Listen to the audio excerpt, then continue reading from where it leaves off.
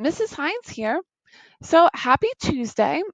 This week we're going to be meeting from Tuesday to Friday. We have a shortened week because we had yesterday off. So I just wanted to kind of explain what we're up to. So today you're going to be posting basically your Scratch page, your coding page, and publishing your tech portfolio. So please watch the video on how to update your portfolio so it includes not only your home page, your measurement page, but also the 3 different projects that we've accomplished in Scratch on your coding page. So you should have a greeting card, an interactive game, and last week we did a Teach Me project. So if you need any of those directions, please go to Google Classroom to find those. This week we're going to be talking about the engineering design process. So this week you're going to make a how-to on how to do something. Because when we're talking about engineering design, we're going to be talking about procedures.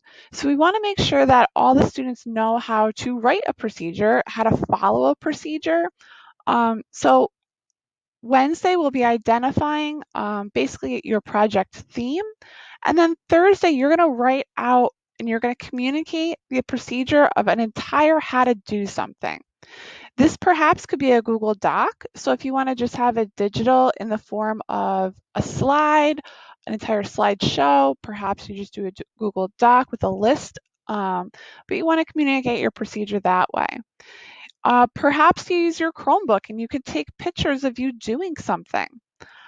Perhaps you make use of your camera on your Chromebook and you can make a video of the entire procedure. And then on Friday, we'll add this how-to page to your technology portfolio so you could share it off. All right, so let me explain the engineering design process, which we'll be working on this week. So the engineering design process is basically the way that we problem solve anything. You can be an engineer in your daily life. You can problem solve things that are happening to you. So you always want to identify maybe some problems in your real life. You're going to brainstorm solutions to these problems. You're going to find the solution that works the best for you.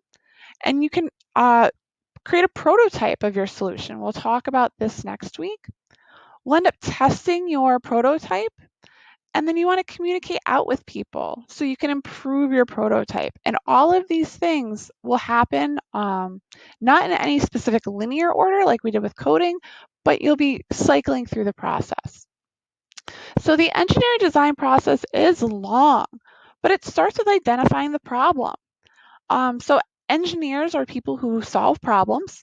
And to solve any problem, you first have to know what the problem is. So we have to identify problems in our own lives. A critical skill might be reading a procedure. So a procedure is an ordered list of detailed directions on how to do something. And that's what we'll be spending this week doing, is really diving into what procedures are, how to write them, and how to follow them. We'll share this out on your portfolio on Friday. So believe it or not, everyone you'll ever meet knows something that you don't. So you actually know topics and you might be the expert on a topic that I know nothing about, and vice versa. You might not have known anything about coding, but over the last 3 weeks, I would say that I've taught you how to code basics in Scratch. Now it's your turn to teach me how to do something. So some possible topics that you could teach me is how to cook a meal, how to do something simple like brush your teeth or wash your hands, perhaps how to tie your shoes. Believe it or not, I'm not a sport person, so maybe how to play a game or how to play a sport. Are you a good drawer? Do you know how to draw something? Can you teach me? How do you use a certain tool? This could be something like a ruler, something like a hand tool or a power tool. Do you know how to assemble something? Like maybe put together a bike or follow directions when you take something out of the package of how to put it together? These are all things that require procedures. So what I'd like you to do is to write out a procedure. First, decide something that you know how to do, and you're going to write out all the actions in the order of which they happen. I'm not your ELA teacher, so it doesn't have to be wordy. Avoid using too many words. And use an active voice. Be direct. You can use lists or bullets. Don't be too brief though, so you want to make sure I have enough information. Please don't assume I know anything. If you're explaining things and using vocabulary that I don't understand, it may be hard for me to follow your procedure. So you're going to pick your theme, and then you're going to list all the steps in order. So again, you're going to create something on Thursday. This could be a Google slide where you list out everything. Perhaps you want to do it in a video. Perhaps you want to do it in pictures. You can decide how you're going to teach me how to do something. So it should follow kind of this format where you have it's very obvious what you're teaching me how to do. So you say, all right, I'm going to teach you how to da da da da. Your goal by the end of it. So at the end of this procedure, you will be able to what?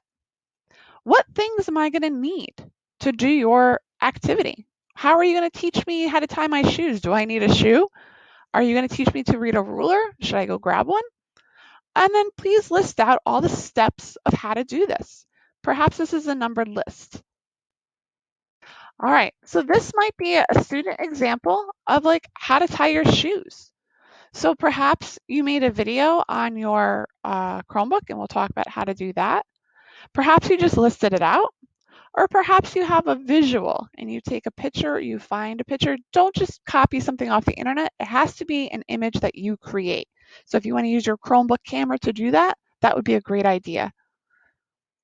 I did this thing of how to jump your car. My husband's car's battery was dead, so I actually had to hook my working car up to his car and jump it with some jumper cables. So what I did is I found a picture. Please don't do that. But I listed out how to do it because you actually have to hook up the jumper cables in a specific order. So what I did is I linked on here a video of me explaining how to jump a car.